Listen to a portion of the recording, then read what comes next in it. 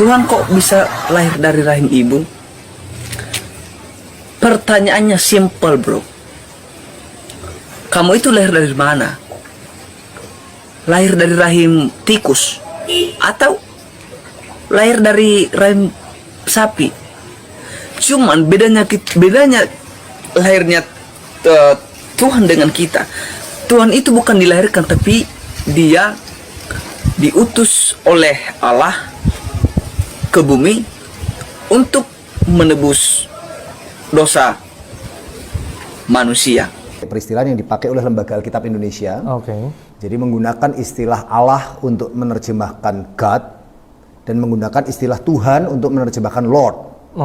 Karena sebetulnya ini problematik dalam bahasa Indonesia. Karena Kamus Besar Bahasa Indonesia sebetulnya mensyaratkan penggunaan kata Tuhan untuk menerjemahkan God. Jadi sebetulnya ini menjadi problematik, terutama ketika lintas agama itu akan ditangkap dengan sangat berbeda oleh orang yang memahami kata Tuhan dengan cara yang berbeda. Padahal kalau dalam bahasa Inggris itu akan sangat jelas Lord Jesus. Itu sebetulnya permasalahan saya dulu waktu kecil ya. Ini permasalahan yang harusnya diselesaikan segera. Jadi harus memilih sebetulnya apakah memang kita mau pakai dengan konsisten Tuhan sebagai terjemahan untuk God. Kalau iya, maka sebetulnya persyaratannya semua Alkitab Kristen yang berbahasa Indonesia harus menyesuaikan ke arah sana.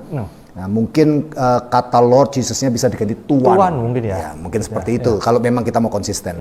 Saya sudah pernah bilang seharusnya kata kurios dalam Injil Sinoptik itu tidak boleh diterjemahkan Tuhan, seharusnya Tuan.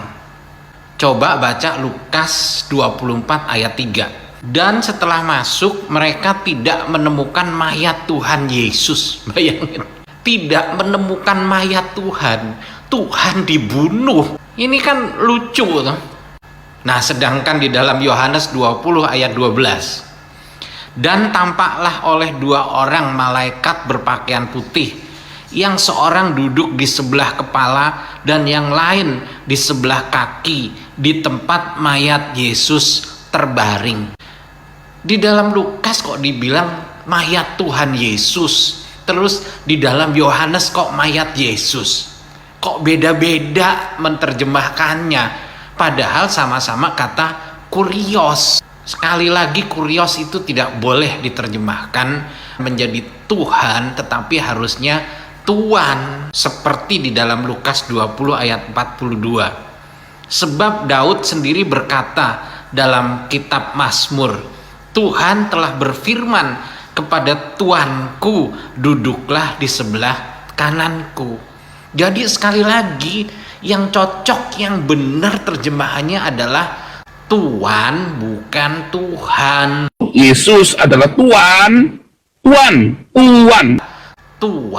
bukan Tuhan. Waduh. Aduh, kacau. Nah, yang benarnya yang mana gitu loh.